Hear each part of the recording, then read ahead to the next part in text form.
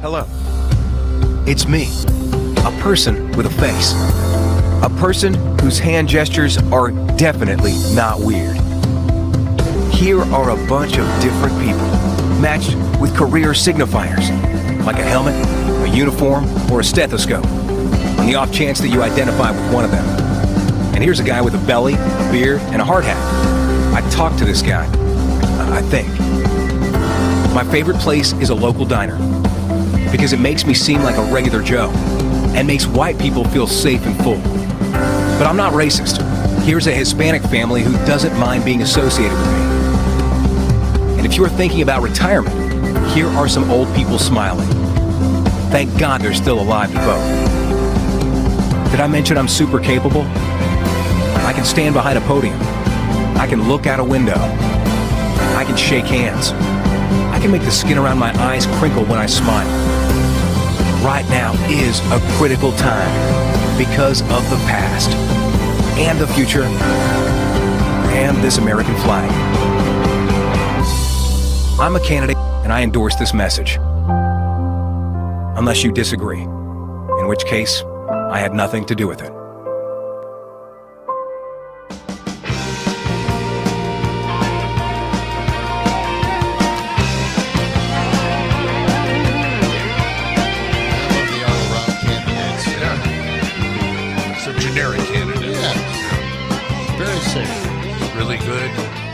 Unless you don't like it, then never mind. Well, yeah, and then, we'll pick a different cause and see if you like that one. WMDX 92.7 FM.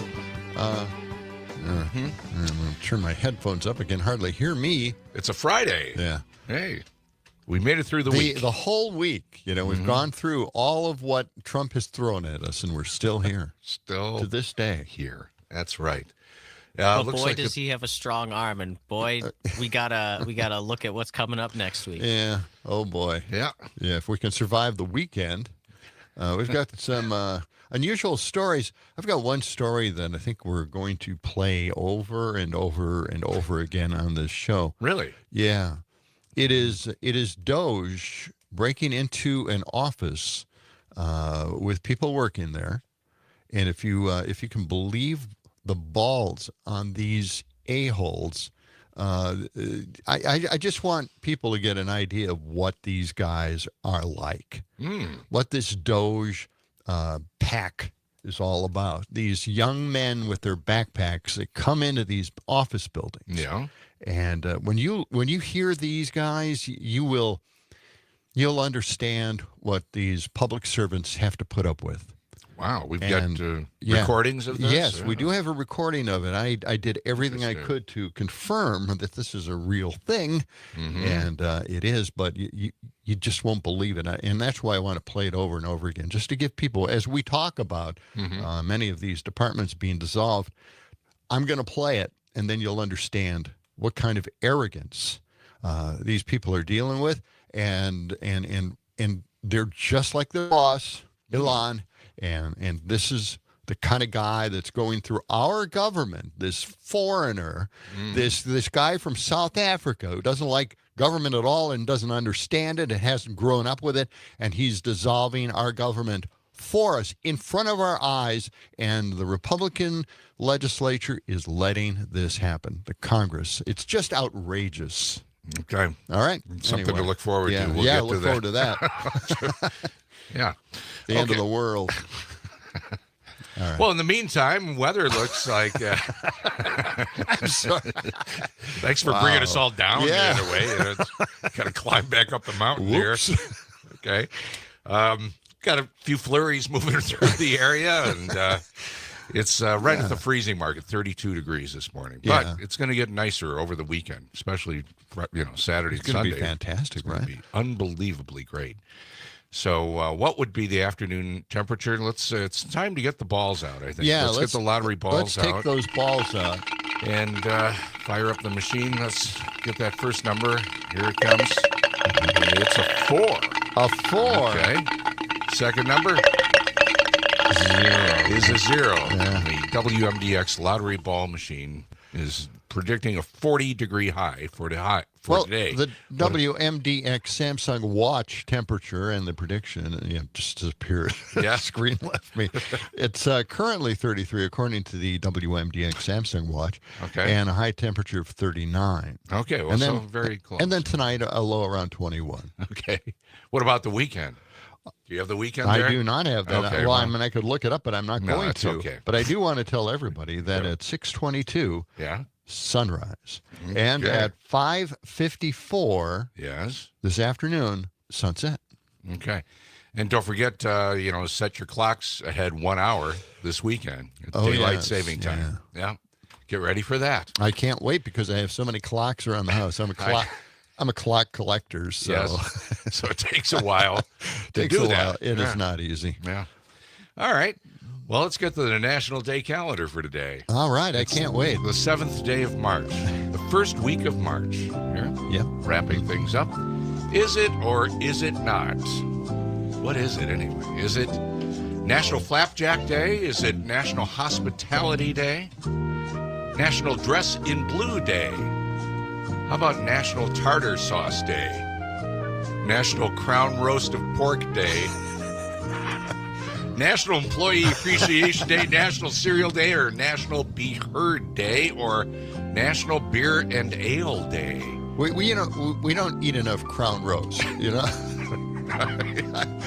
we need a day for that just to give them a shot at it. So is that your guess that it's not that day? Or no, I think it's that day. I don't think it's Dress in Blue Day.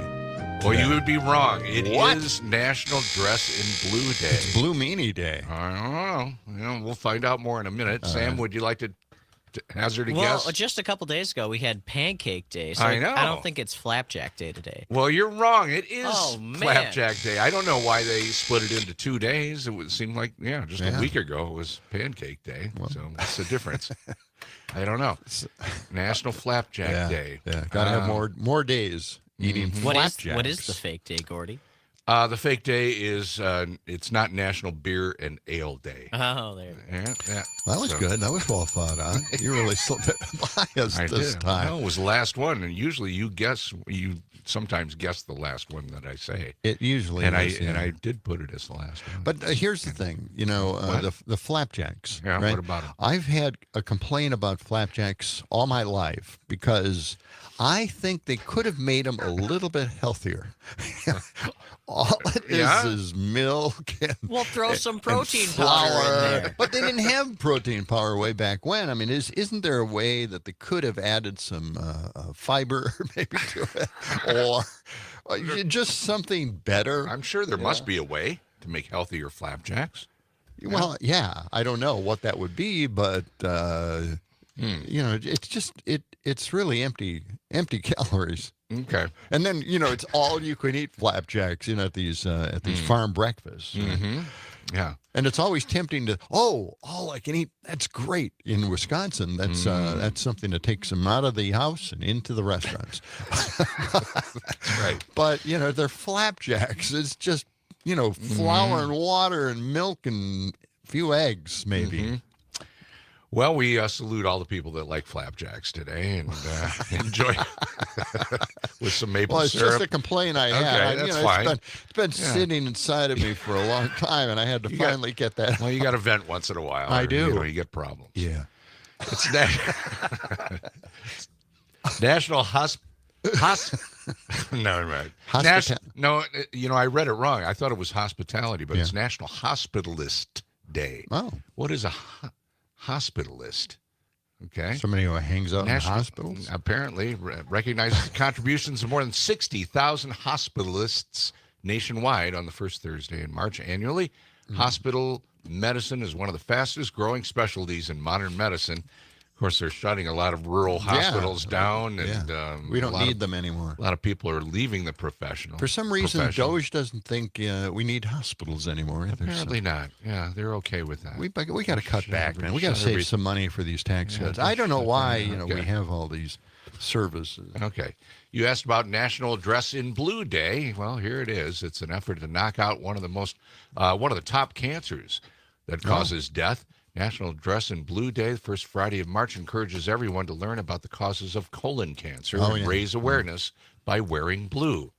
I didn't see a heads up on this, so I didn't wear blue today. Damn it. Oh, well. Okay. No need to use the salty language over there, Mr. Peters. You could clean it up. It's a family show. How to observe Dress in Blue Day? Do we really need the list? Wear something blue. Okay, my wife Ann went to a Halloween party as the Blue Meanie. Oh yeah, and she still has that costume from Yellow Submarine. That's right, the Blue Meanies. Yeah. It's National Speech and Debate Education Day. Did they have forensics at your high school? Speech competitions? I don't. And stuff? No. No. Well, I mean, I don't know.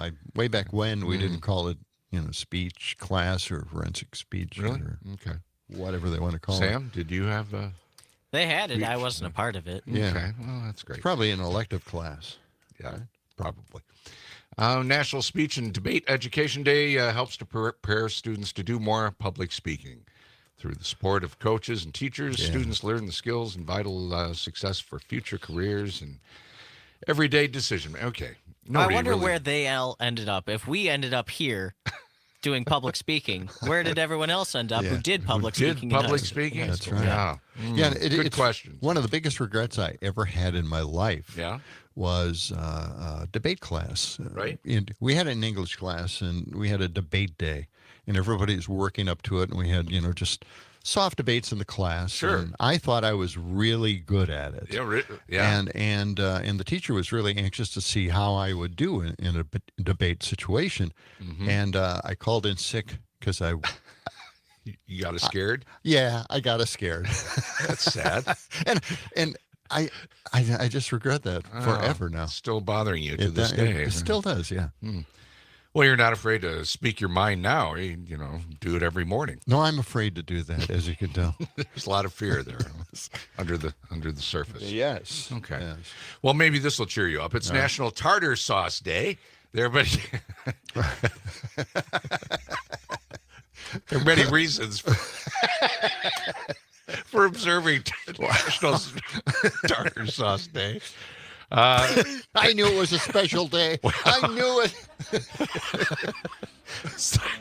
Oh, God. Have some tartar sauce today. Okay. We'll be back in just a minute or two with a look at the history books. Stay with us on John and Gordy in the Morning on WMDX.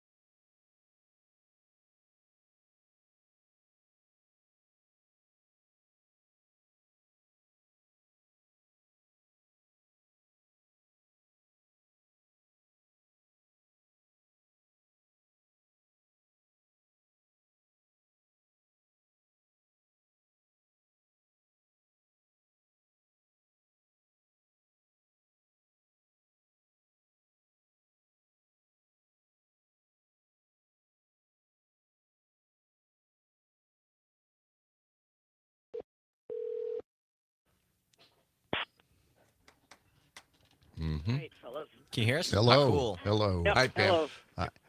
Morning. Yep. Morning. Okay. Oh, man. You write down what I told you she wanted to talk about, John? Yeah. Mm-hmm. Good. You're learning. I'm learning how to write. Man. Cheese champion competition. Yeah. 20 seconds. Okay. All right. Mm-hmm.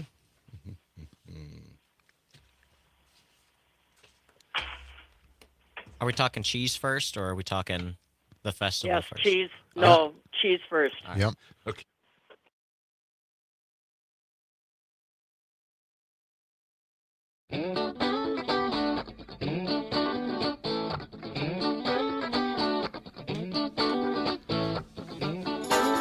WMDX 92.7. John and Gordy in the morning. Overcast days so far here in the capital city, Madison.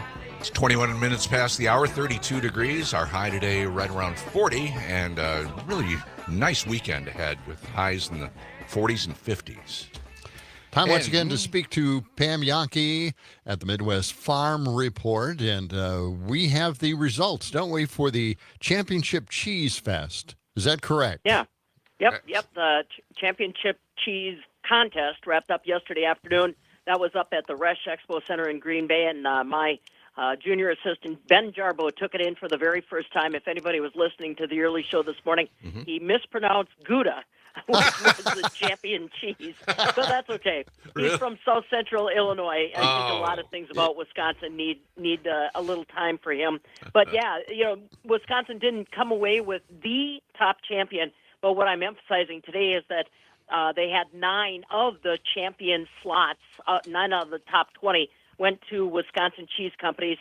Lake Country Dairy, Schumann Cheese up in Turtle Lake. Last year, or the last time that the U.S. Cheese Championship was held, they won with one of their artisan cheeses.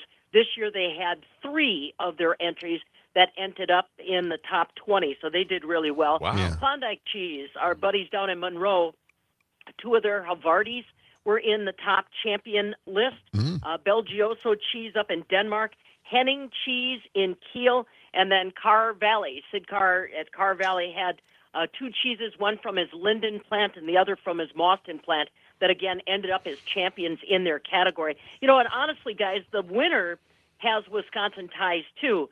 So the winner was an aged Gouda, or if you're from Holland, they say Gouda over there. Oh. And that came from Bantam, Connecticut. The farm, Arethusa Farm Dairy, produced it. And their cheesemaker, Eric Schmid, is actually from Monticello, Wisconsin. So he studied making cheese in Wisconsin. In fact, I think he is a master cheesemaker from Wisconsin, and he's taken his wares, so to speak, out there and has really been helping Arethusa put together some beautiful cheeses. And this is the second time that this particular recipe for an aged Gouda from Arethusa topped the contest. So they got a good thing going on out there as far as their cheese chemistry. Boy, that's really great. Yeah, sounds like it. Well, how did your other companion there at the Midwest Farm Report, how did he say Gouda? Well, how do you think? Probably like Gouda. Like Gouda. Yeah. Gouda. Gouda. It Okay. didn't sound attractive. It didn't sound attractive. I'd have to go back and listen Like to it. gout. But yeah, kind of. You know how when you know how to say something, when somebody says it wrong, it automatically jars your ear. So that's what I heard this morning and had to get on right away and kind of correct him. But that's okay. Yeah. We're still rubbing the new off of him, so that's okay. Well, he's from below the cheddar curtain. That's So Absolutely. Yeah, there's a lot of things that we're trying to teach Ben about Wisconsin agriculture for sure. yeah, that's for sure. Well, at least that's kind of a win for Wisconsin, having a Wisconsin cheesemaker. Do the best cheese at the competition. So I like that. He's very complimentary about everything that he learned in Wisconsin. He loves Wisconsin. It's just the jobs out there. And I know about Arethusa Dairy. They're big winners usually at World Dairy Expo, not only with their cheese, but also the dairy animals that they bring. It's just a really cool story about how 2 people from New York City, I mean literally Manhattan, decided that they wanted to save that farm in Connecticut from being turned into a golf course in development. So they stepped in and bought the farm 20 years ago now and kept it, promised the family that originally owned it they'd bring back the name Arethusa, and then they started showing dairy cattle. Then they started milking more cows. Then they started producing their own on-farm cheese, their on-farm ice cream, and all that kind of stuff. Now they're really quite the destination for a lot of consumers on the East Coast to get that real dairy feel experience. Well, it sounds like a plot to a really nice movie or documentary. Oh yeah, Fantastic. someday. And I love the way you called it they bought the farm. a positive spin on that. Now we want to talk about something that's happening this weekend, tomorrow, Yes. in Springfield Corners. It's the Testicle Festival. Now, John and I went to this last year, Pam. Yes, we did. We put it on the map, basically. Well, I don't know about that, but Pam, you're going to be there this year. Is that right? Yeah, that's correct. I can't believe that it's been under my radar. It's been around for 30 years. Yes. Oh, is that right? I didn't know Pam from Springfield Corners reached out to me and said, "Hey, we think this would be something cool for your group, your team to be at." And we've been working hard to try to figure out how. My team works very hard, really hard, especially at this time of the year. And we need to let off a little steam, so to speak. So we took Pam up on her offer. Although it's not like I'm a stranger to Rocky Mountain oysters or sheep fries and stuff like that. But I've never gone to this. So if you guys can share your notes with me, I'd appreciate it before 3:00 tomorrow afternoon.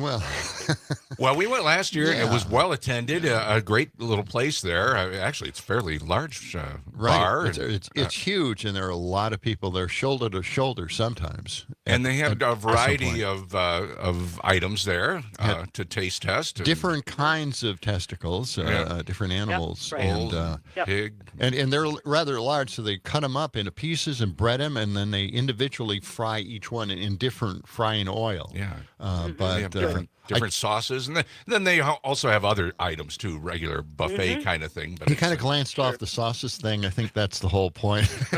Really? Is to cover whatever flavor is there with the sauce. That's what I told my team. I said, I sounded like their mother. I said, okay, everybody's going to try them. You can spit them out, but you're going to try them. Everybody's going to try them. We suggested maybe they have a costume contest. So far they haven't taken that up on it. Taken us up on looking that. Testicle. Yeah, well, that's there. See, that's probably why she hasn't taken you up on that suggestion. Police might be called to the event after something like that. You don't know. Well, no, it's really fun, actually. Yeah. It's a fun family event, and they have, they have a few games there for the kids, and they have music. Band starts at 5. Yep. Yeah, music. Yep. Yeah. And I think what is the band? The Testes, right? John, really? I think it opens up at 2:00. And then correct. 2:00. We'll be out there by 3. Mm-hmm. My team and I are going to plan on hanging around between 3 and 5, maybe longer. Yeah. Because, like I said, I was talking about Ben. His family's actually coming up to enjoy this. Oh no! So this might be one of their first Wisconsin experiences. So, yes, that's great. We'll see how this all goes. We may have much to talk about on Monday. Yeah, well, we'll see you there. We're going to stop by too. We're going to bring some WMDX T-shirts, John and Gordy squeeze balls. We'll be there. We're going to bring our balls. Perfect. All right. Yes. Pam, have a great weekend. We'll see you tomorrow there. Okay. All right, boys. All right. Yep. Take care. Back with more of John and Gordy in a moment. We got baseball!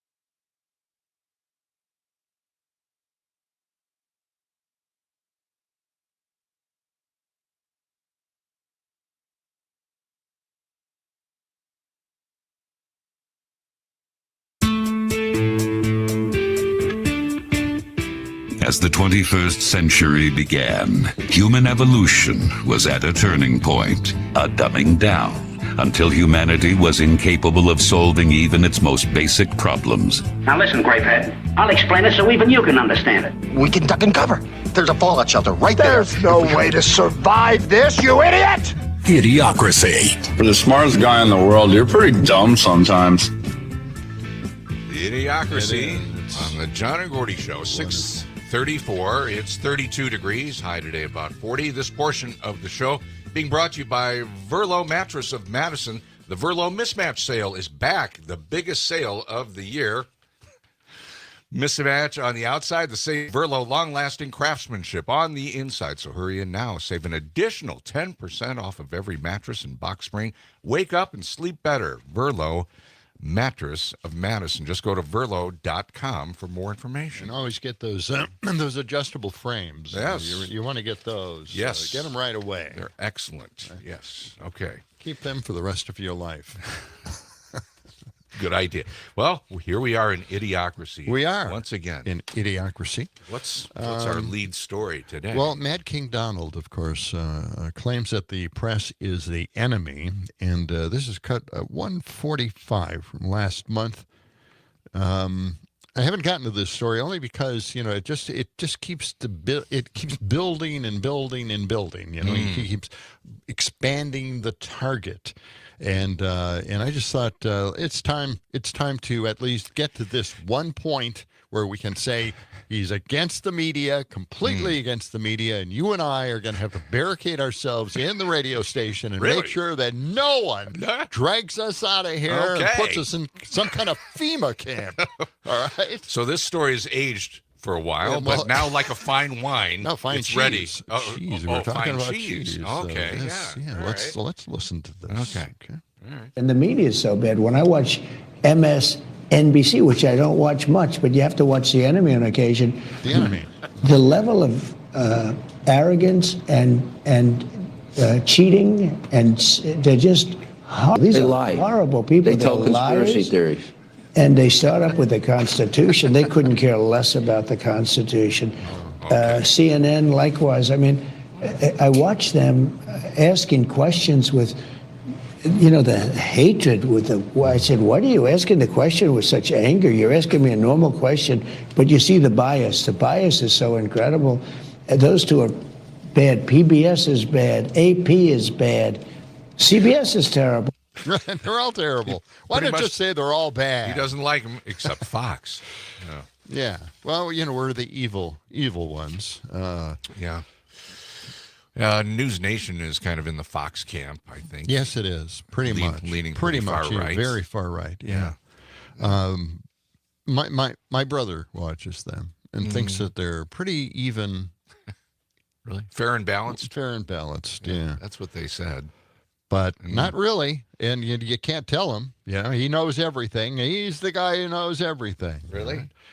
Now, I saw this very unusual video, and no audio, but I just have to describe this. It's a short little video somebody did with their phone, and it shows two police officers arresting a black woman and her child.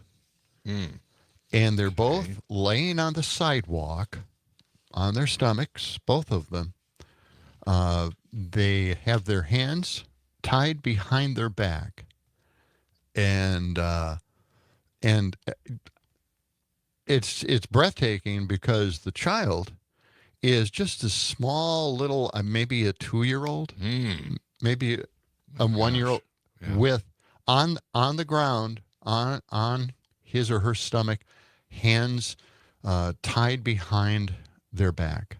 And they were being detained or arrested? They're being arrested for something, who knows what. I mean, it wasn't a long description of it. They just showed it as just an outrageous video. And it was. And I saw the hands and this little child kind of pop up and stuff. And I said, I wasn't sure whether the hands were tied behind the back, but then I saw the hands kind of dangling and kind of moving around. And I just, really? I mean, you're going to tie up the hands of a child laying on the sidewalk on his stomach. Yeah. I just, it's beyond words. It was beyond words. Did you hear where it was? Yeah. No, there was no description with the video. It was just two police officers, arresting these people and just, but no explanation given. No. Really just. So, I mean, it was real. Yeah.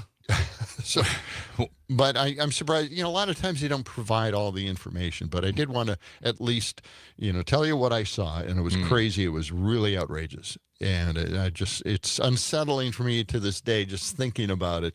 And that little child. I mean, this was a tiny little child. Yeah. No one would do this to a child, and the trauma that child is going to have for the rest of their life.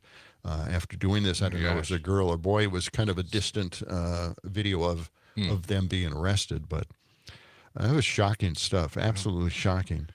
Hey, the phone lines are open, by the way, 608-879-8255. That's 879-TALK. You can also text us or call us on the Civic Media app, which is free to download. Matt is on the line from Middleton this morning. Good morning, Matt. What do you got for us on this Friday? Good morning, guys. Who knew that retribution was going to be a complete unwinding of America as we know it? Yes. And it feels like there is this kind of anger to it in this, we're going to lay off all these people who might be Democrats, Mm-hmm. Well, and we really are turning into Argentina or Russia or a combination of the two. Where you're going to have just mass unemployment, and it's all intentional. Right. I mean, this is all going to come to a head sometime in the not too distant future, and there's nothing that we can go back to because what they're doing is they're destroying the departments. They're taking the lettering off some of these buildings. They wanted to actually auction off the buildings. They're truly they cleaning. Want to sell them, yeah. Yeah, they're truly cleaning house. They're changing the government completely, and each one of those departments, as we've talked about on this program, do control certain aspects of our economy. They have regulations. They carry out those regulations. That's why the departments are there. And if they don't watchdog it and they carry out those regulations, then it's a free for all. And I have a horrible feeling. I know I heard. I heard somebody say or predict that there's going to be a recession because of all of this. That was on Dom's show yesterday. Yeah. So, we're in real trouble here. And the fact that the public is not up in arms over this, they're not freaking out. Even the MAGAs aren't. We're just scared. Yeah. Yeah. The propaganda has us all afraid. Well, a lot of the megas, you can't change the megas' minds on this. A lot of the conservatives, extreme conservatives that really truly believe that government is too large. But they act like, and this is one of the things we've been talking about on Civic Media, they act like all of these employees of the U.S. government had nothing to do, that they did nothing, and that you could get rid of 600 here, 800 there, 1,200 there, and nothing changes? Like they didn't do anything? It is stunning to me that they are so cavalier about the way they treat other Americans and what those Americans are going to go through with their families and their houses and their health care. Doesn't anybody care? It is so callous that you got to understand that this is why they don't want universal health care. They'd much rather have everybody out there just dealing with their health problems themselves, not getting care, putting it off, dying early. Preventable deaths. We have so many preventable deaths that happen in this country simply because we just don't have health care. And these are the kind of people, I don't get it. They are tending conservative, and they don't seem to care about what is happening to other people. And it is so bizarre to me. It's hard to wrap my head around it, okay? Matt, thank you for that call. Thanks, Matt. Thanks for that happy thought. Okay. Let's move on. Mark is on the line with a question or a comment this morning. Good morning, Mark. Go ahead. Yeah, it's amazing that they're talking about Elon Musk having 14 children. That it occurred to me that any other any other African American with 14 children by multiple women would be thoroughly condemned. Oh, that's right. He's not black, and he's rich and not black. That's why they're not condemning him, because I just can't imagine that. Because we see it sometimes in the paper. Those are one of the kind of people that conservatives just roundly condemn. And Elon Musk is going through and just ripping us apart, not with any kind of congressional authorization to do any of this, just because all these agencies were created through acts of Congress. The funding came through acts of Congress, and for him just to be able to do this, this Trump is certainly not making sure the law is faithfully executed as is required by the Constitution. Mm-hmm. And I don't think he's ever read the Constitution, had it explained to him, and I think half the members of the Supreme Court don't give a rat's ass about the Constitution at all. I mean, it is just I know the president is not a king. The president, the Supreme Court pulled that out of their butt when they said, "Oh, he's immune." Nonsense. It actually says that the president is Federalist Papers explains the president is amenable to punishments and disgrace. Mm-hmm. So if it says that in the Federalist paper explaining the office of president, it means he is not. They did not intend for him to be immune. Mm-hmm. Yeah. Exactly. Yeah.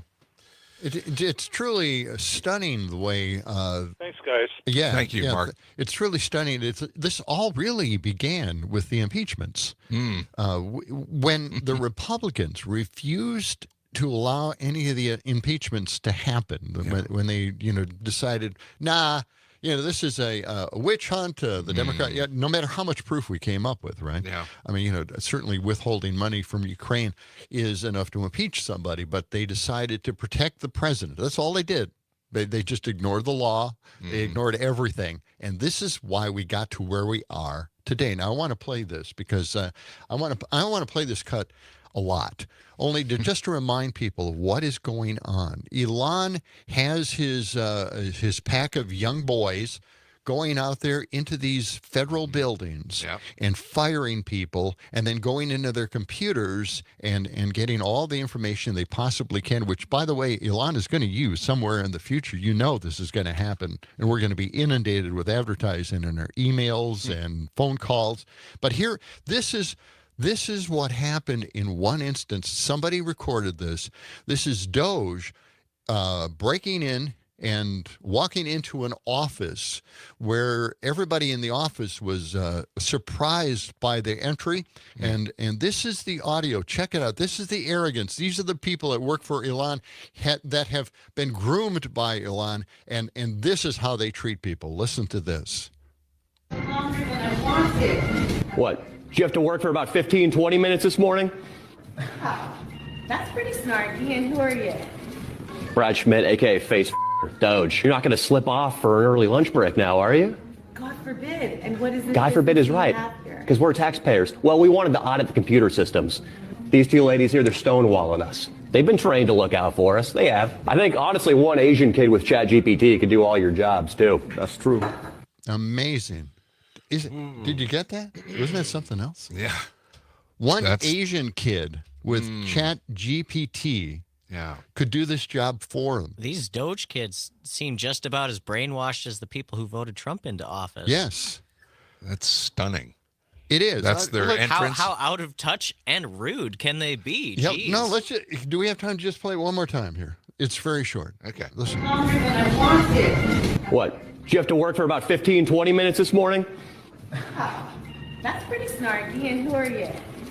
Brad Schmidt, a.k.a. Face Doge. You're not going to slip off for an early lunch break now, are you?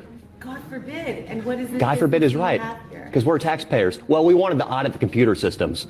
These two ladies here, they're stonewalling us. They've been trained to look out for us. They have. I think, honestly, one Asian kid with ChatGPT could do all your jobs, too. That's true. Man. Okay. Wow.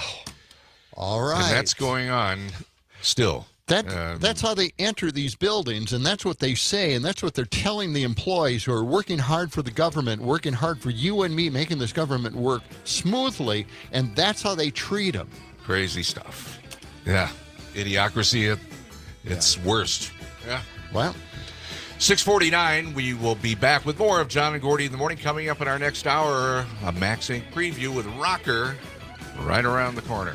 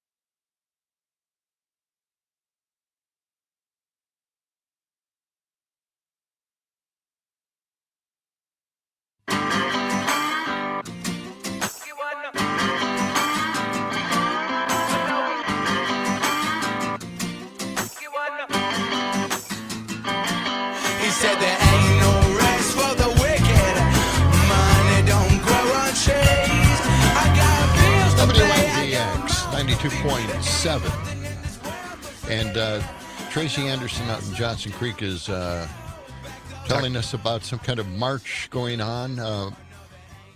Yeah, it's comedian Cliff Cash is the leader of this. Apparently the march, D.C. march, I'm not sure what, there's something in the way. Okay, 14th, 15th, and 16th. Yeah. March in Washington, D.C., I'm presuming, just by reading through the text there. Yeah. We'll look into that. I'm not sure. We don't have a lot of information on Haven't that, heard so. that one. Yeah. I've not heard about that one. It's 6:52, and it's a chilly start this morning, 32 degrees. Let me just mention this portion of John and Gordy in the Morning is brought to you by David J. Frank. They are celebrating their 65th anniversary. They're your one-stop landscaping resource for lawn care, flower care, trimming, shaping, pruning. They do it all, and they do commercial work or residential. The largest landscape contractor in southern Wisconsin with branches in Madison, Milwaukee, and Kenosha. You've seen their work at the UW, also on campus, and not only on campus, but also on the square, the Capitol Square, and Hilldale, and all around Madison. DavidJFrank.com. That's DavidJFrank.com. And by the way, we will have in Amy Horak on Monday from David J. Frank. All right. So excellent. There we go. All right. Now this is kind of weird. Senior White House advisor Peter Navarro came up with a whopper the other day. Oh my gosh! Yes. What did he say? Oh, he's talking about Canada, bad mouthing Canada again. Oh, Canada! These guys keep coming up with new stuff all the time. This is cut 66. Just stunning in the allegation itself. Let's just listen. Please listen to us. Canada could do a lot more. Canada has been taken over, Brett, by Mexican cartels. They bring up these pill presses and printers and the medicines that they fake. Mm-hmm. You can't tell the difference. No, you can't tell the difference at all. So Mexican cartels are now set up in Canada. Right? They're not making this stuff up, right? So anyway, I don't know. In kind of a response to that, in a way, this is cut 65. Alberta Premier Danielle Smith just completely turned the argument around on Navarro with this. Listen. And our border appears to be drugs coming up from Canada or from the U.S. into Canada, whether it's cocaine or crystal meth. There you go. The issue of migrants seems to be exclusively people coming across from the United States into Canada. A woman in the room said that 2 or 3 times a year she sees families with suitcases. And I asked the room full of about 200 people how many people experience the same, and almost everyone lifted their hands. So there are hundreds of people potentially who are coming across from the United States into Canada, and we are not seeing the same in reverse. So what we are asking for is some recognition that with the additional enforcements we put at the border, our interdiction teams, the sniffer dogs, the vehicle inspection, the drones, and the Black Hawk helicopters, that's a demonstration that we're doing our part. We're wanting the U.S. to match our efforts as well. And let's stamp out the scourge of fentanyl. We all want to eliminate it. That's right. And it's amazing, too. That's Alberta Premier Danielle Smith challenging the U.S. to do what they're doing, covering the border. And they're doing a damn good job. But we really haven't heard that maybe the drugs are coming from the U.S. to Canada. Yeah, that's a new one. I haven't heard that. Well, you would. Why would they do that? It's kind of a roundabout way of getting in. Here's maybe, the thing. Or? I mean, everything goes north, right? It goes across the U.S. border from Mexico. Yeah. And then it hits United States, and then we export the drugs that we have in the U.S. into Canada.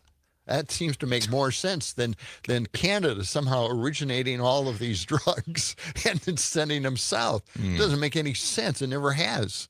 And that's why we've always scratched our heads about this thing. It doesn't make any sense. Sam? Well, I've just got some more details on the protest that Tracy mentioned to us. So, okay. Cliff Cash Comedy, he's a comedian, apparently. I'm on his Instagram right now, and his bio says, "Anti-fascist. Before you insult me, know that I aspire to be hated by wicked people." Okay. And the deal is the weekend of March 14th, which I think is next weekend. Yes. The 14th, he says, there's going to be a protest at the National Mall at 12 noon, the 15th at the Fox News headquarters, and the 16th at the Heritage Foundation. All of those start at noon. So if you have a chance to get to D.C. by next weekend, you've got some events to go to. Well, these protests have been popping up, but that's a new one. I haven't heard. I've never heard of that comedian, Cliff Cash. Yeah, okay. I haven't heard of him either. No. Okay. Getting some more texts in here. You can call us. Phone lines are open, or text us at 608-879-8255. It says here that Navarro has been pushing for Trump to redraw the Canadian border. Of course. Is he going to pull out another marker? That's all it takes, apparently. That's a possibility, you know. Steve Radner came up with this, and we're talking about now the tariffs. One of Trump's more nonsensical lies was that farmers benefited from his trade policy the last time he was president, but retaliatory tariffs majorly damaged the farmers. Trump spent nearly half his 2018 to 2019 trade war revenue bailing out farmers in his first term. Now, Ratner came up with $24.5 billion. I remember it being about $28 billion, but either way, he had to bail out the farmers to prevent their farms from going out of business. That's why they had to be paid $28 billion or 24. Steve Ratner from MSNBC. Yes, right? yep. Yeah.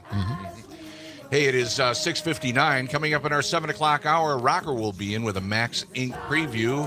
It's all coming up on John and Gordy in the Morning here on WMDX. As we were saying, let the sun shine. It's the John and Gordy Show.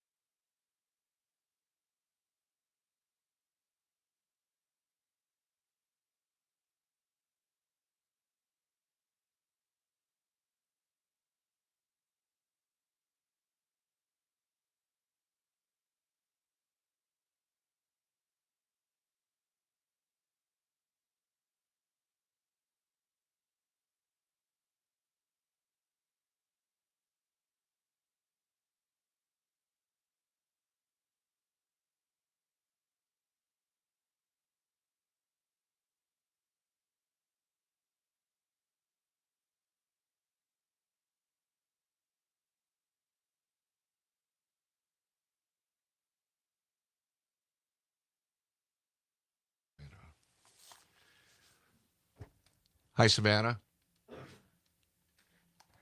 Savannah. Hello, Savannah. Good morning. How's it going? Good. You got a headline or two to give us here so we can lead you in? I do. Madison and the Dane County Clerk's Office are likely being sued for the ballot fiasco, which the Madison City Clerk's Office was responsible for, but Dane County kind of oversees, they all work together, basically. There's a group that is filing a class action lawsuit for each voter and asking for $175,000 in damages for each voter whose vote wasn't counted. What group is doing this? This is Law Forward. It's a progressive group, but they also said that they have no idea who each of their clients voted for and they don't care. Yeah. Okay. Well, I guess that would be, trying to protect the vote. Yep. It was obviously a mistake. Ballots that they just kind of misplaced. Is that correct? Yeah. And they didn't get to them. All right. And what else? On top of that, there's a meeting today at 10 o'clock with the Wisconsin Elections Commission, which is investigating the Madison City Clerk. So I don't even have that in my show yet because I didn't know whether I would be able to update it at like 10:15, Yeah. Sure. So we can talk about that too because it could be like referred for breaking the law even. So it'll be interesting to see what they say. Okay. All right. And what else you got? Do we need anything else? We could talk about the statewide races in the Marquette poll that came out yesterday that showed that basically at least half of people don't know who the candidates are, which is really interesting. Okay. It happens in spring elections. People don't know who's on the ballot for spring elections, but Brad Schimmel had the most name recognition and still almost 40% of people had no opinion. No surprise. No surprise there. Yeah, found that interesting. Yeah.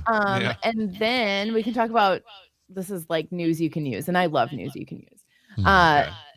With daylight saving time this weekend, they say change your batteries and your smoke detectors. You don't do that here in Madison because we require 10-year smoke detectors, and when 10 years is up, you just replace the whole thing. So there you go. Yes. Okay. All right, let's we can touch on that real quick. That's good. How much? 25. Coming up in 20 seconds. I'm nervous now. Good. We got us on edge. God. He always does this to me. Oh, man. Now, Savannah, just going forward, you're going to come on Fridays only? You're going to be with us? That's the plan. Okay. All right.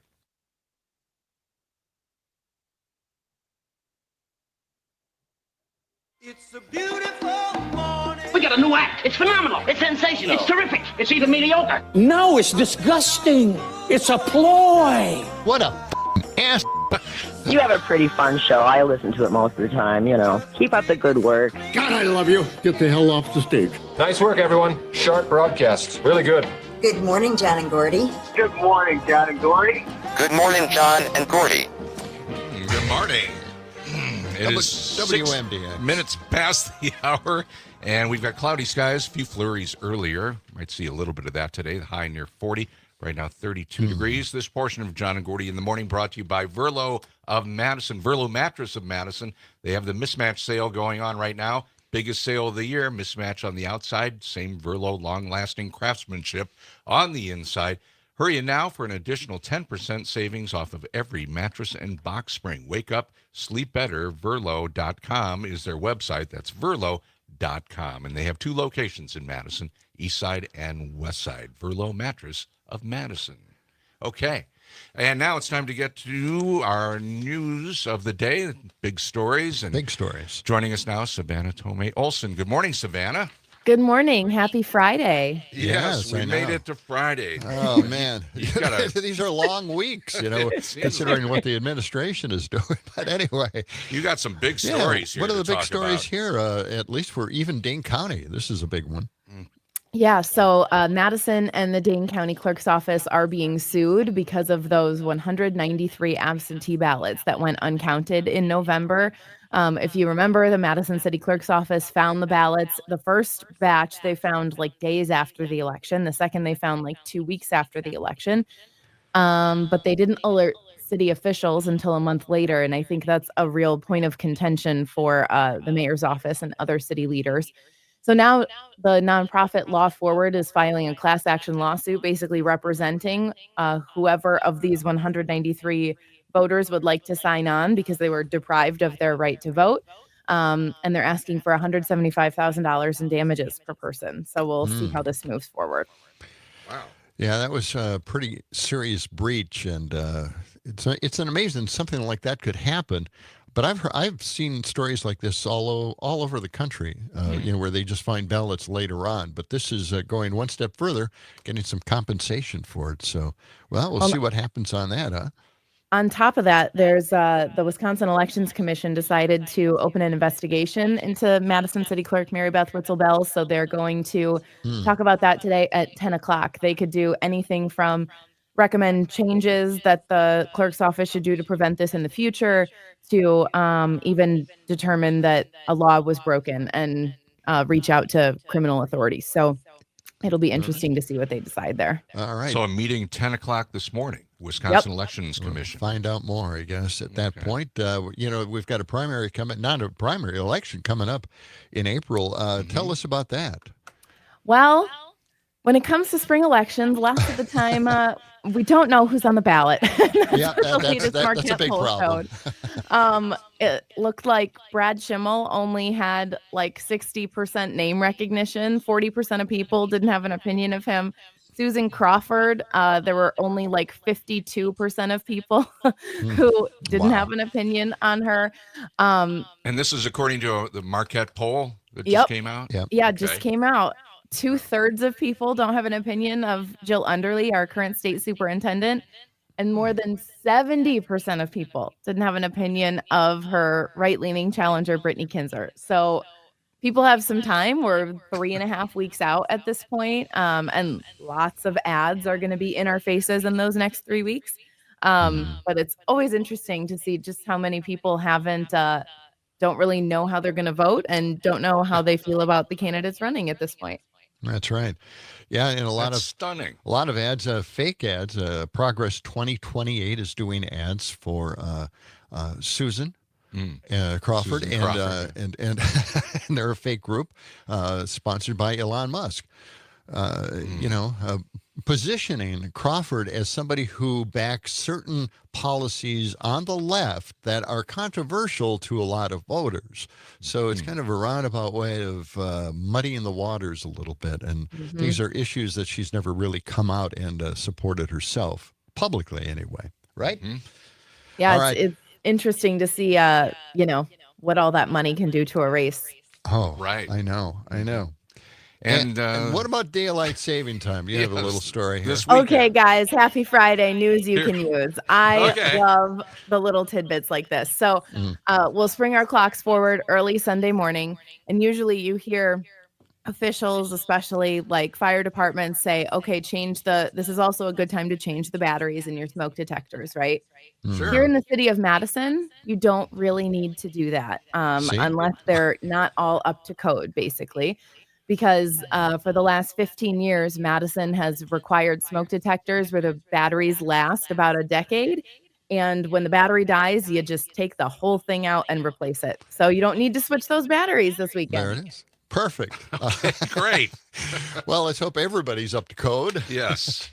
I tried to Not bring a bad idea to check I tried to them. bring my home up to code, and then I got not only just 10-year batteries, but they communicate with each other. Is that what do you mean they communicate? Well, I don't know. They talk to each other? Yes, they talk to each other. If your smoke detectors. If one downstairs says there's a fire, the other one's going to say there's a fire. Really? Yeah, it's and it's really irritating. I made a big mistake with that one. Okay. All right. Savannah, thank you very much. We appreciate that report, and we'll talk to you again soon. Have a great weekend, guys. All right, you too. That's Savannah Tomei Olson, our WMDX news person. It is now 12 minutes past the hour. Phone lines are open, 608-879-8255, 879-TALK. Yes, hey, John. Yes. So we were just talking about the election with Savannah, and I hopped on myvote.wi.gov to see what all was on my ballot for this upcoming election because there's actually a lot more than I expected to be. There's more than just the Supreme Court race. Are you familiar that there's another constitutional amendment on the ballot? I just heard about this yesterday.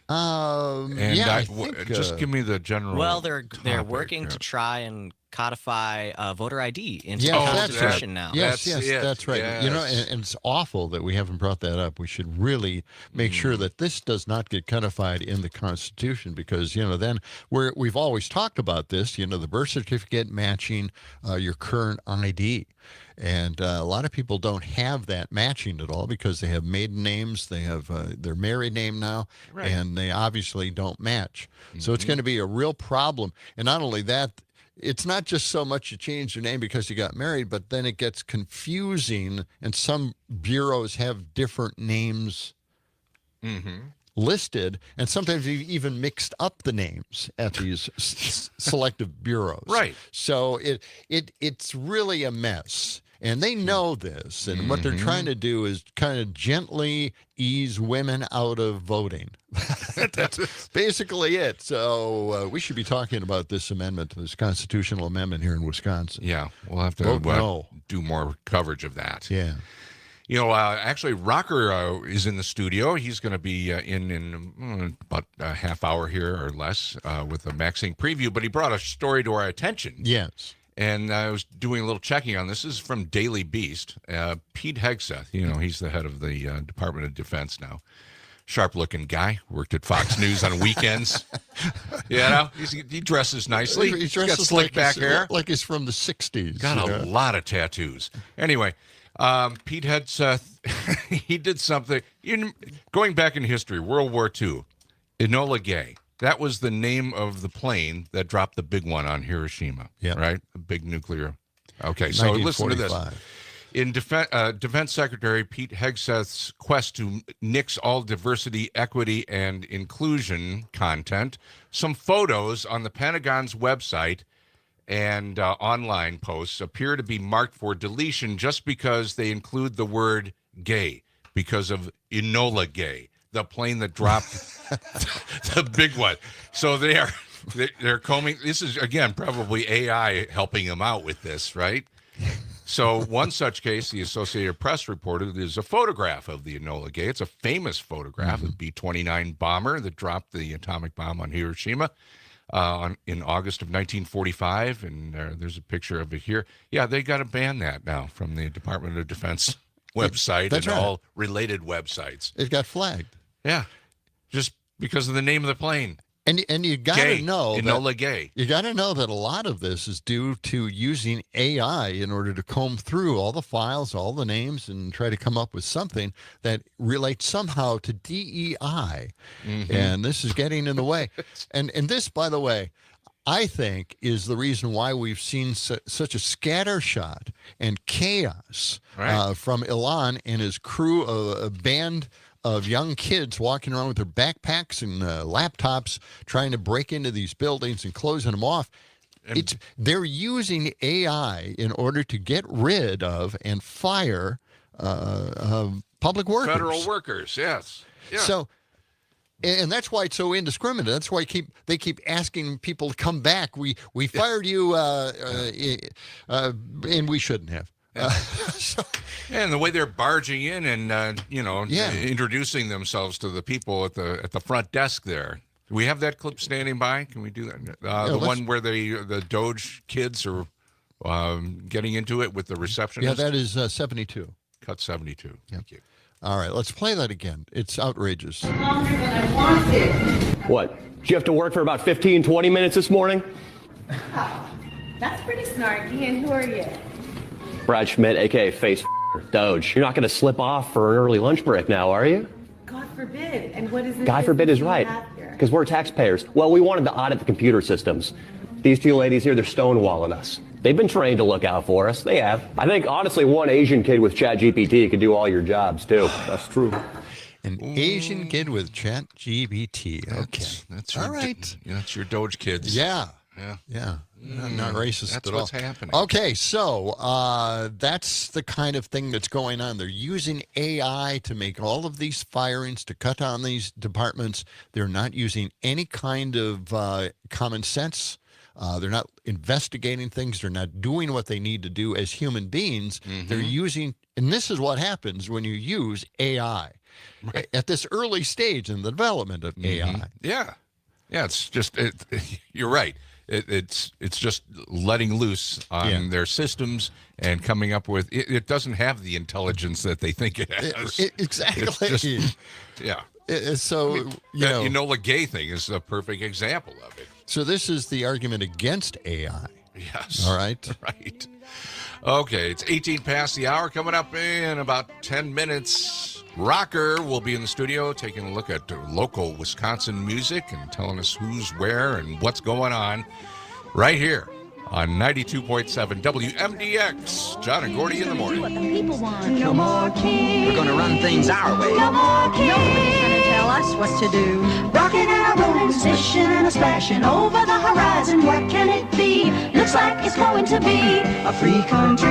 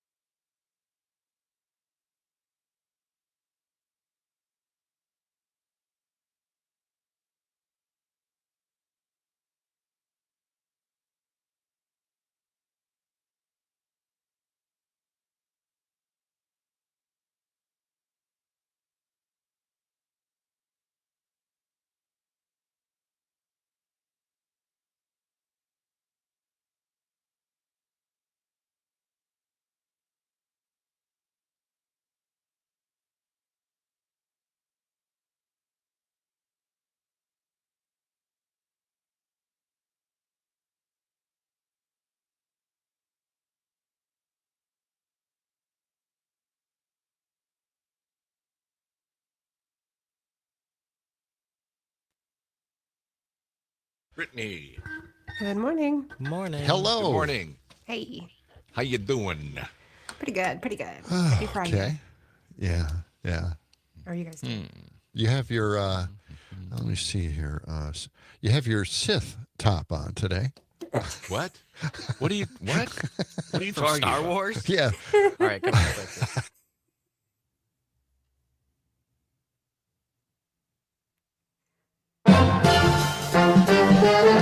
What's new with the weather?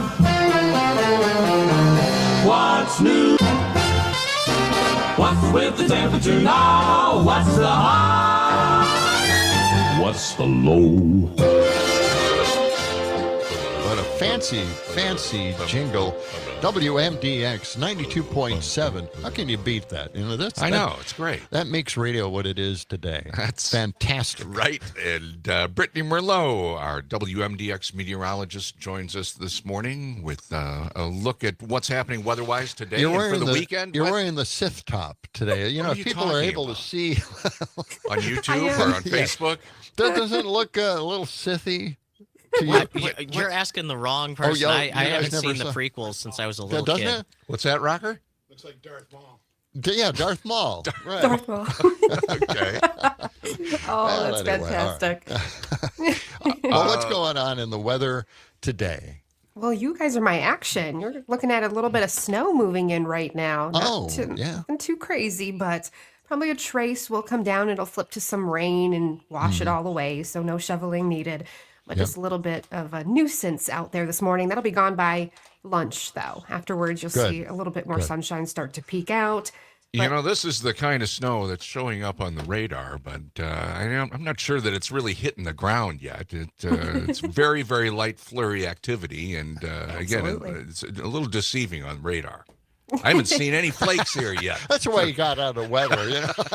He's tired of this deceptive weather forecast. Doubting the machinery here. Oh God. But so this is a really, really weak system, though. Honestly, so nothing much is going to come from this, like you said, if at all. All right. But good-looking temperatures for the weekend, right? After you get past today, highs only in the mid-30s today, but then you pop 10 degrees tomorrow to the mid-40s, ton of sunshine, and then Sunday, low 50s, feeling fantastic. Wow. And it gets even better from that. Monday, 60. Yeah? Yes. Oh, my gosh, really? How much? 60 degrees. Yeah. Yes. Wow. Woo. Yesterday I went to Woodlands and I bought brats. Good. You said it was going to be warmer, and I went out and bought some brats, and I'm ready to go. Which day are you going to choose? Are you going to do Sunday? I think it's going to be Sunday. Yeah, I think Sunday. That's a good choice. Okay. Yep. I'm inviting down. the neighbors over? Right? You're going to have the boys there? The neighbors over? Well, no, I don't think so. Okay, great.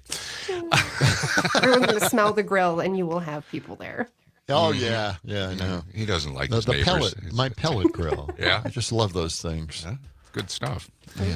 All right, Brittany. Well, thank you very much. You have any plans for the weekend, by the way? I am going to go cross-country skiing because we still have some snow up here. So before those warm temperatures make their way to me, I'm going to soak up the snow. And I'm also going to try to catch up on sleep because we spring ahead and lose an hour this weekend. So that's right. Yeah. Oh, yeah. That's my plan. Right. I don't want to be crabby on Monday with you guys. Well, okay, good. We appreciate that. Yeah, thanks. You're welcome. It's nice to change it up every once in a while, Brittany. I know. You'll never know. Hey. All right. Okay. Well, you guys have a good Brittany. weekend. Yeah, you too. Have a Thank great you. weekend. That's WMDX meteorologist Brittany Merlot. Yes. Okay. It is 7:24 here. Yeah, I want to get to this. It's cut 74. Do you have cut 74 at all? Do we have time for that? Yeah, this is. Yes, we do. Okay. This is Mark Elias. He's big on voting, and this is what he had to report in regards to Trump taking over the post office. The proposed order would take the USPS, which is currently an independent agency, and place it under the purview of the Commerce Department. Now, the Secretary of Commerce, Howard Lutnick, has expressed interest in privatizing the USPS, which would have devastating consequences for millions of Americans, not just in the voting arena, but across all facets of life. But let's focus on voting specifically, Mark. In what ways could a Trump-controlled USPS impact the delivery of mail-in ballots? Yeah, so first of all, he could just ban it, right? He could say the Postal Service will no longer carry mail-in ballots. If it's a private entity, private entities can set all kinds of rules. FedEx can make those rules. But even if it's under the Commerce Department, Lutnick is just a Trump sycophant. And, it's worth pointing out, Paige, this board of governors, Donald Trump made Louis DeJoy, the Postmaster General, the head of this board. Not exactly the most independent, actor you can imagine. And Joe Biden left them in place. Now, DeJoy has since resigned, but the president has a lot of authority already over this quasi-independent government entity. I should point out also this is an act of Congress, and so the president actually doesn't have the power to do what he's doing. But you ask why he's doing this, because he can, number one, ban it. Number two, he can slow it down. He can require more postage. He can, he can prevent prepaid postage from being offered in vote by mail. He can limit the size of the envelopes. I mean, there's all kinds of stuff that if his cronies are in charge of voting by mail, that will affect it. But perhaps the biggest thing he can do, Paige, is the Postal Service, rather than having essentially a motto and a campaign of "we serve everywhere" and "you should trust us with your most important packages and mail," he can deliver the opposite message. He can say, "Don't trust us with election mail. We do not guarantee your election mail will be delivered.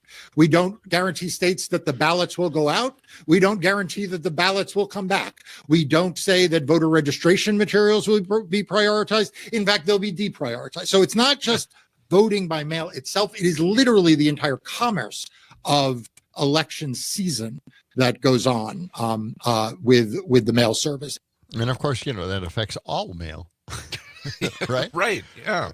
Everywhere. Yeah, Republicans wanted to get rid of all of these warehouses throughout the country, and they got rid of a lot of them. And now it's delayed rural mail by a few dawe So they're getting their mail late now. And if we, of course, throw it in the court of the king, we probably won't have any mail, or it'll be a thing of the past. We'll have fond memories of the Postal Service and their funny little trucks that make all the noise with their, worn out muffler system. What was that guy's name again? Mark Elias. Okay, so he was right. This is one of the powers that is very clearly in Congress's wheelhouse. It is not in the president's wheelhouse. He has no power over the post office. It's Congress's It's an independent agency, and it's independent for a reason, so no one can tamper with it. Right. And it's in the Constitution, and now they really don't care about the Constitution. It's not really an issue. Their new Constitution is Project 2025. That's their Constitution. Yeah, and they're not worried about these court challenges. They know they got all the judges all lined up. They do back them up. They do, and so many judges are saying, well, no, you can't do this to that agency. You can't fire these people. You can't hold up funding. And then there's another judge that says, oh, yes, you can. It goes back and forth. Right. Hey, coming up, we have the Midwest Farm Report, and then right after that, Rockers in the studio with the MaxSync preview, looking at local music around Madison and around the state, right here on John and Gordy in the Morning, WMDX. It's the John and Gordy Show.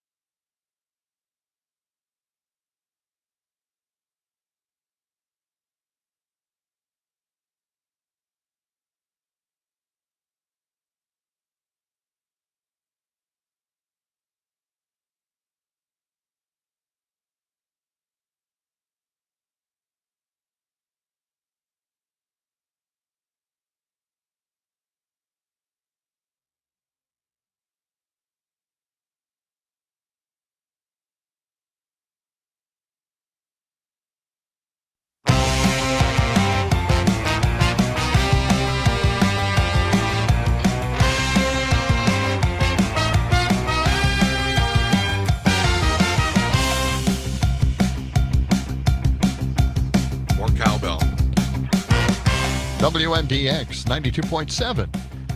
The John and Gordy in the Morning Show in Madison, Wisconsin, overlooking State Street. I guess there is light snow out there, but... just a few very light flurries. Yeah. It's mostly up in the air, John, showing up on the radar. John, do you need to get your glasses checked? It's not. No, I just wanted to get Gordy going. Thanks. And I did. I can feel my blood pressure rising already. This portion of the show brought to you by David J. Frank, celebrating their 65th anniversary. They have 3 locations, Madison, Milwaukee, and Kenosha. What? It's so easy to rile you. Get under my skin with this stuff, right? All the things that did get under your skin as a meteorologist or a weatherman. You weren't a meteorologist. I was a weathercaster. But weathercaster. When they used to call them that, yeah. Mm-hmm. Yeah, I did it for 20 years. I did my time. Did the crime, did the time, got out of there. Really an Can I get back angry former weatherman. Okay. Let me start over. This portion of the show is being brought to Rocker's waiting. Rocker, thank you for being patient. Oh, thanks. No problem. Okay. Take your time, man. Okay. You seem don't rather ask. laid back this morning. Yeah, don't ask for that. Okay. This portion of the show being brought to you by David J. Frank, celebrating their 65th anniversary, providing commercial and residential landscape management in southern Wisconsin for 65 years. They do it all kinds of landscaping. They've done Hilldale Shopping Center, the Wisconsin Institute for Discovery on the UW campus, also providing care for the grounds at the state capitol. And you can see more at their website, davidjfrank.com, and we will have Amy Horak in on Monday from David J. Frank talking about what you should be doing for spring, this time of year for your lawn and garden, John. Yeah, well, I've got you need a lot of work. I know. You want to take a whole bag of grass seed and dump it in that one spot in your yard, right? I'm going to do it. Really? Just to see what happens? I live at Costco, and they have... You live in one of the tents there that they have set up. Well, yes. It's spring. They've got the tents up. They've got the grills, the heaters now. And they're clearing those out. But they do have bags of grass seed, and I thought, this is perfect. In fact, it has the mulch and everything included in it, so all I have to do is just toss it out there into the mud, and I'm sure I'm going to have the best looking lawn in the neighborhood. Okay, well, get back to us on that. Okay, that's when I leave Costco and just go to my other house. Can we get on with the next portion of the show? Would that be okay with you? Well, you got me on this thing. I could talk about Costco. You could go on and on. Okay.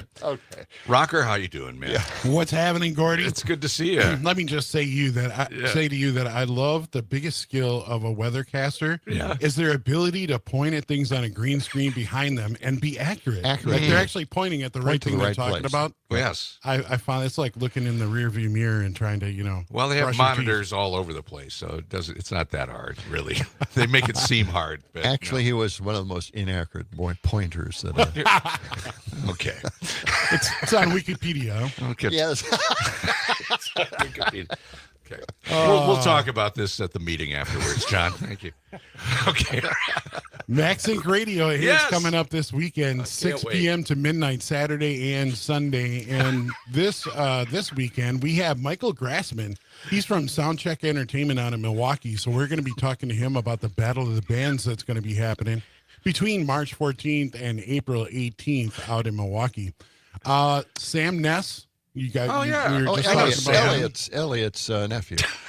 No. There is a Wisconsin musician who has traveled the world, often playing on the streets as a busker. And on Max Inc. Radio this weekend, Sam Ness shares an interesting update on the business of street musicians, and he tells our Terry Bar where you can see him live later this month. All right. So, let me just break in on Sam Ness for a second. Yeah. Because he's really exceptionally good. Yes, he is. And he, like you said, he's traveled the world and everything. Who's a big promoter of Sam Ness? Jonathan W. Little. Oh, no, really? Our old pal. Really? Yeah. Yes. Oh, really? Yeah, from the radio world. Okay, back to you. Okay. Then there's Max Inc. After Hours with Rob Roberts spinning Wisconsin Americana, country, bluegrass, folk, and both regional and national artists coming through Wisconsin. And that's what's going on in Max Inc. Tune in this weekend, 6 p.m. to midnight. And let's talk, one of my favorite musicians yes, that always comes around. Mine right? too. Pat McCurdy. I'm a groupie. Yeah, a Pathead? Yeah. Well, I'm a Pathead, and I was a Yipes groupie. Oh, yeah. As a radio announcer, I pushed them heavily on the air. So. Oh, Pat McCurdy is so funny. The Men About Town, the Confidentials he's been in, and he's been touring solo for years and years now. And he's just so fun. It's good drinking music, right? Yeah, absolutely. He's going to be playing March 8th, which is this Saturday, at the Showboat Saloon up in Wisconsin Dells. But you can catch him here in Madison, and it's one of his only Madison shows for quite some time. So if you want to catch him March 13th at the East Side Club over on Monona Drive, and catch all the Patheads there. I'm sure there'll be a ton. And so I thought I'd bring it. You can never hear this song enough times, and maybe sometime we should play the whole song. That would be great. But I have a clip. It's off Pat in Person Volume 2 live. This is what you can expect from Pat McCurdy. This is I Like Everything. I like men, I like women, I like sinking, I like swimming, I like dogs and I like cats, I like cows in cowboy hats. I like knives and forks and spoons, I like whistling happy tunes, I like to come but not too soon. I like everything. Hold on. Sure, at some of those other places, they're singing depressing songs. Everyone's depressed. Not here. Because I like milk, I like cookies, Adam 12 and the rookies.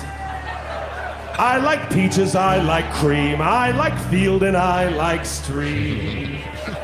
I like diamonds, clubs, and hearts. I like to order a la carte. Gee, I like your private parts. I like everything. Well, he's embarrassing the audience. You could tell they were all embarrassed. He's just amazing. It gets better, too. That song keeps going. How does he do it? He's so clever. He's got so many clever songs and catchy tunes. It's just an amazing thing, isn't it? He's a storyteller. Yeah. He's a comedian. He's a musician. He really kind of encompasses everything. And I think that it's amazing that he kind of garners this crowd, this really loyal crowd. Right. It's just kind of a solo, me and my acoustic guitar, and just sing and play. And he works the crowd. He's got it going. He's got a song. Every day is Christmas and every night is New Year's Eve. It's great. It's a great line. Funny stuff. Yeah. Oh, I know. He's great. Look him up online. Follow Pat McCurdy. Paige Kleber, we talked about her before. Paige is a young singer-songwriter whose original songs reflect pop and country influence and talent behind her years. She's 11 years old. If you've been following her online, we've seen her performing the national anthem at the Bucks games, at the Kohl Center, and Friday, March 7th, that's tonight, at the Seminole Tap in Fitchburg. Paige Kleber, Kathy Couture, and Lauren Kelly, who's having her album release and her birthday party, will be at the Seminole Tap in Fitchburg. So this is 11-year-old Paige Kleber from her brand new album, Blinded. This song is called These Days. But these days I can't help thinking about your face. My mind keeps traveling to that place. These days I can't help thinking about how much you've changed and how much you've stayed the same. It feels like everything's different.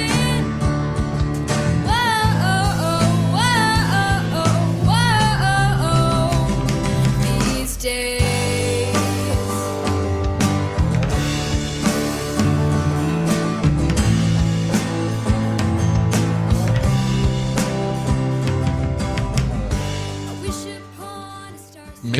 Catchy song, nice voice. Yeah, for an 11-year-old, unbelievably great. She writes all of her own music. Yeah. And of course, that was Beth Keeley on guitar, and then Jenna Jonas on drums, and recorded at Beth's home studio. So she's, really coming along. I think at 11, we're going to see some great things out of her in the future. Absolutely. Yeah. Okay. Let's move on. VO5. We are talking about St. Patrick's Eve disco party. That's going to be happening Saturday, March 15th at the Crystal Corner on Willie Street. It's 8:30 to midnight. They say, come all ye disco leprechauns on the eve of St. Patrick's Day. Bring your dancing shoes in green and gold or wear togas because you wear the Ides of March, right? Yeah. Okay. So, it's either green and gold, leprechauns, or togas. VO5, this is Love Hangover.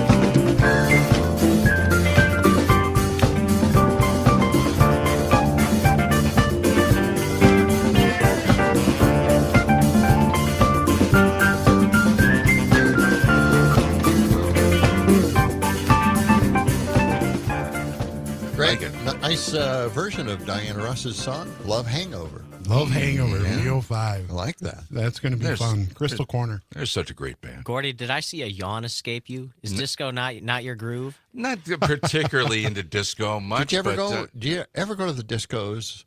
Oh, back in the late 70s. Yeah. Up at the Dells, there was the Delview Disco there in the Delview Country Club or the golf see you out club. There doing your John Travolta.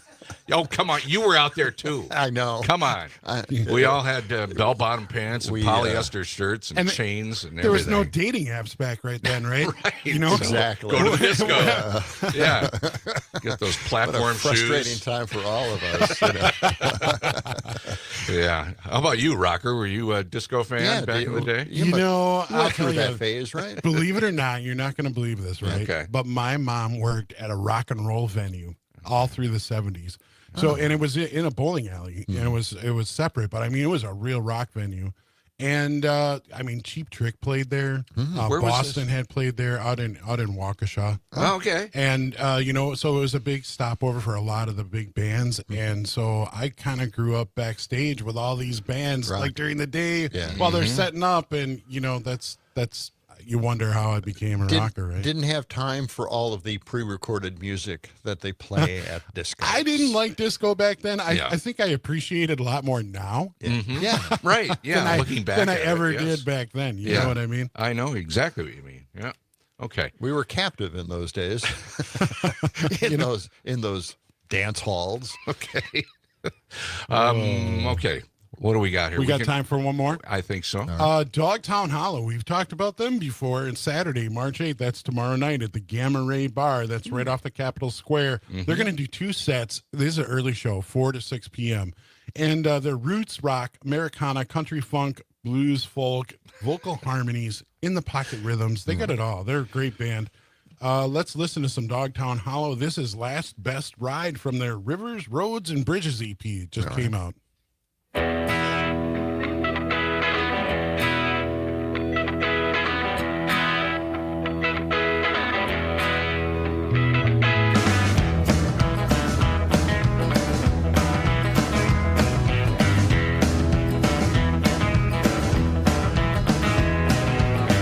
100 miles on a Sportster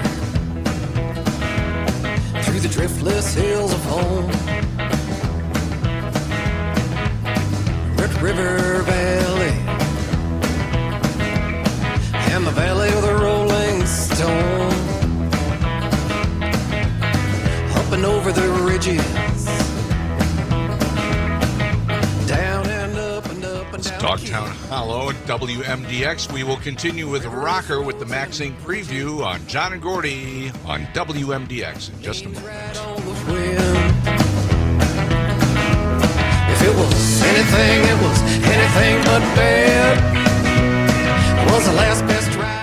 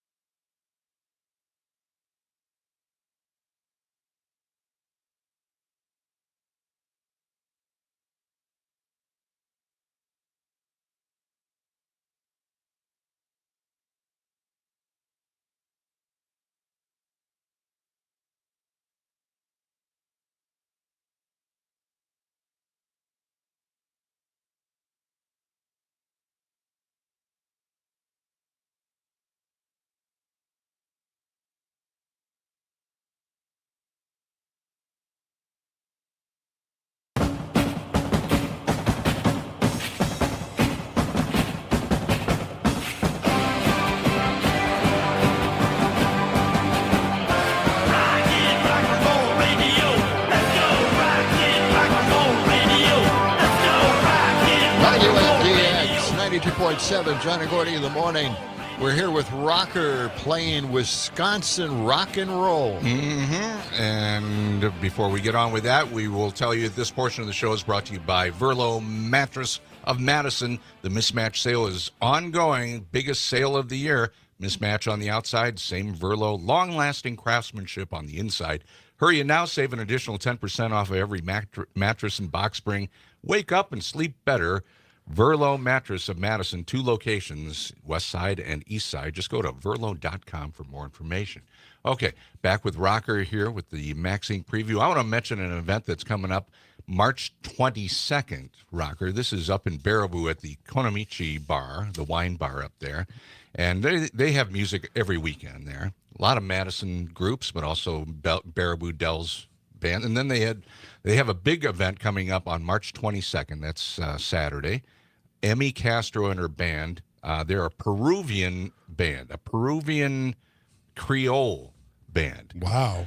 I know. It sounds very exotic. I don't know exactly how that might sound, but it sounds interesting. I want to look that up. Yeah. And I've been talking to Nellie Schmitz up there at Konamichi in Baraboo. I've played there a few times, actually, in the last few years, occasionally, with my acoustic solo act. Oh, yes, that's right. He had that act up there. I think I'll be appearing there sometime this spring. John's so excited. I know. See, the monkey died, and then he stopped playing for a while. I don't know. Okay. Again, I'm going to give you the special John and Gordy signal here. Anyway, we're going to try to line up somebody from the band there and talk to Rocker after the show here. Perfect. You go from Springfield Corners, the Testicle Festival, tomorrow, up to Konamichi. Yeah. Okay. Rocker, back to you. Well, let's do a little breaking news. Yes, please. The Up North Bar is managed by a guy named John Hardy, and his wife is Mama T from the People Brothers Band, right? Okay. And they have live music there all the time. Yes, well, they do. I have just gotten news that they are starting a new kind of club. It's called the Green Room. And so it's going to kind of be backstagey for people who are going out to shows over on the Atwood neighborhood. It's in the old location of the One Barrel and Wedge, corner of Winnebago and Atwood. So we're going to see some more rock and roll people take over a new business there. I hope they're successful. Excellent. And that brings me to the People Brothers Band, rhythm soul music since 2008, actually. They've been around for a while. The People Brothers is united by their shared vision of uplifting friends and fans through music. March 13th and 14th, they're at the Burr Oak on Winnebago. It was originally March 13th, but I think that show sold out, so they added a second show. So if you want to go see it, you better aim for the 14th of March. People Brothers Band at the Burr Oak. And this is a song from their latest album, Sisters and Brothers, from 2023. This is called Songbird. This is the People Brothers Band. We sat by the fire. Yeah, you stayed near me all night.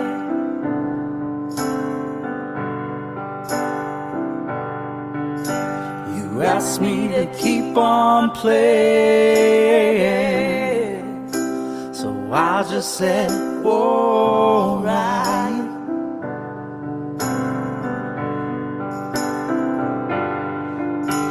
A song to me is a song to you. It fell on us like that morning dew for the songbird. Make us sing that.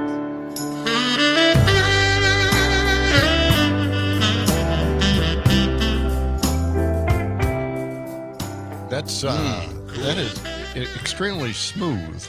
Yeah. Beautiful song. Is that something that they wrote themselves? Yeah. Oh, yeah. They've got gorgeous. three albums out now. Yeah. At least.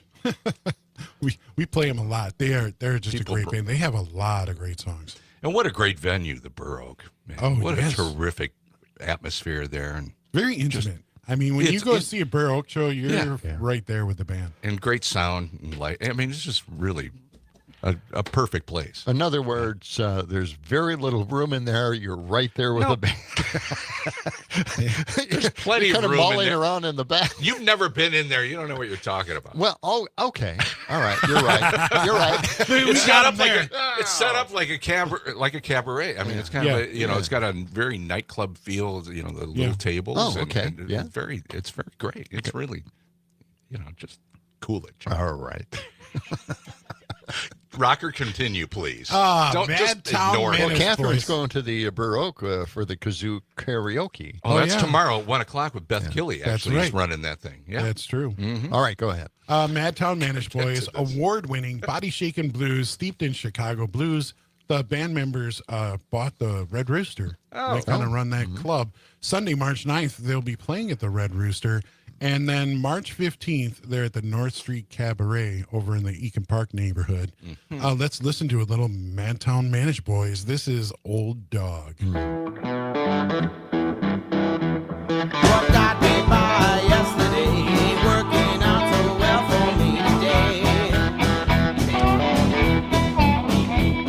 What got me by yesterday ain't working out so well for me today.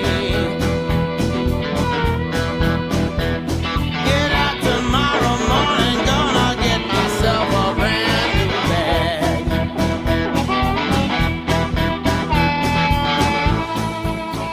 And that is going to wrap things up. Rocker, have a great Max Inc. weekend, right? Thank you. All begins tomorrow night. Oh, yeah. 6:00. 6 p.m. to midnight. And I guess we're going to post now all the shows that we talked about in the songs. Excellent. All right, excellent. Very good. Stephanie Miller's coming up next, followed by, of course, Jane Matnair, Todd Alba, the big lineup, Maggie, Dom, and Pete. It's all coming your way. John, have a great weekend. Well, regardless thank you. of what went on today. Yes. I wish you the best. No matter how you packaged it, Yeah. I wish you a happy weekend. So long, everybody. Talk to you Monday.